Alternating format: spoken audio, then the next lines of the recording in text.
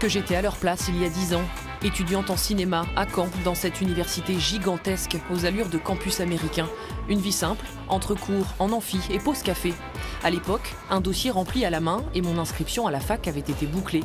Mais aujourd'hui, entrer dans ce monde ressemble à un parcours du combattant. Claire est une rescapée de la plateforme Admission Post-Bac, le fameux site APB tant décrié ces derniers mois car il sélectionne les bacheliers par tirage au sort. Elle est restée un été dans le flou jusqu'à être finalement acceptée en fac de sport, plus d'une semaine après la rentrée. Bonjour Claire. Bonjour. Moi, mes amis, ils ont fait leur rentrée, ça s'est très bien passé, ils ont leur appartement parce qu'ils ont eu la réponse dans les temps. Eux, ils ont eu 2 mois et demi, voire même plus pour chercher un appartement, emménager, faire les papiers, les demandes de bourse, tout ce qu'il y a à faire, toutes les démarches qu'il y a à faire. Moi, j'ai eu 2 jours. En 2 jours, je devais avoir fait une demande d'appartement, les inscriptions au transport en commun, mon inscription à la fac, récupérer mon emploi du temps, rattraper mes cours, trouver où me loger, enfin c'est entre 20 et 30 personnes. Un logement de préférence en ville pour éviter des allers-retours quotidiens entre la fac et Honfleur chez ses parents. Fatigant et surtout trop coûteux. Je quitte le campus à 3 stations de tram du centre-ville. Pratique pour aller faire du shopping, boire un verre entre 2 cours ou aller travailler quelques heures par semaine.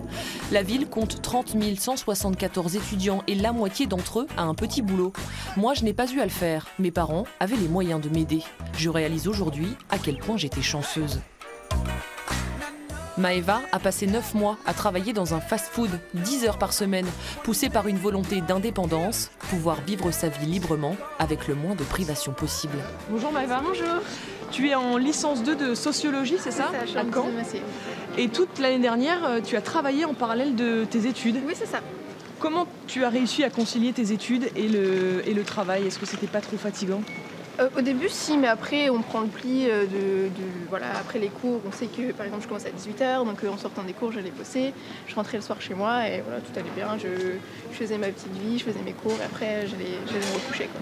Est-ce que tu as l'impression que tes chances de réussite à la fac ont été réduites à cause de ce travail en parallèle? Je pense qu'à partir du moment où tu travailles un peu pendant l'année, il n'y a pas de souci là-dessus. Mais après, c'est vrai que le week-end, des fois, tu as forcément envie de te reposer un peu et pas d'aller travailler, quoi.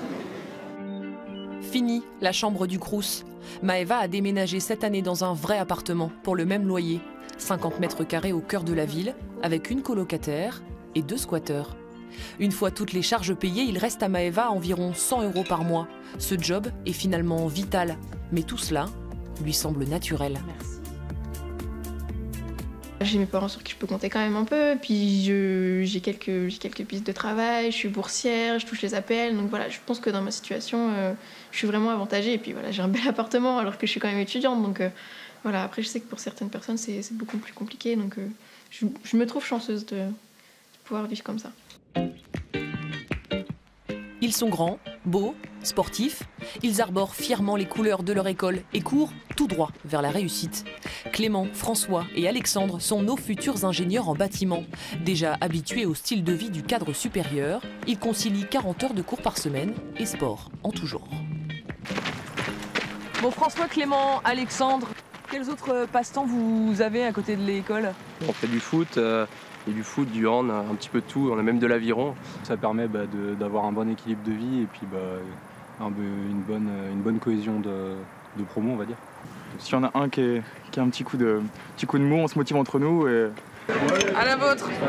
À nouvelle année. Nouvelle année, nouvelle coloc, nouvelle soirée, nouvelle rentrée peut-être. Voilà un sport collectif pour lequel il est plutôt facile de trouver des partenaires. Autour de la table, tous sont étudiants à l'ESITC, École supérieure d'ingénieurs des travaux de la construction, un établissement payant entre 3 et 6 000 € l'année. Prêts à la banque ou parents avec de bonnes situations, ils sont tous ici par choix, car l'enseignement supérieur public ne leur convient pas. Moi je sais que j'avais vraiment besoin d'un truc où je faisais vraiment du bâtiment ou des travaux publics dès le début, quoi. J'avais besoin d'une école qui est spécialisée vraiment dans le bâtiment et qui fait que ça. Et la plupart des écoles publiques sont des écoles généralistes du coup, pour les rejoindre là-dessus, et qui ont une option bâtiment mais qu'on n'est pas sûr d'avoir. S'endetter pour étudier, se voir refuser l'entrée à la faculté, devoir travailler en parallèle des cours, la vie classique d'un étudiant d'aujourd'hui. Mais ce soir, rue de la Soif, l'heure est à la détente. J'ai passé quelques soirées dans ce lieu incontournable de la jeunesse caennaise et j'en garde d'excellents souvenirs. S'amuser, faire des rencontres, c'est surtout ça, être étudiant.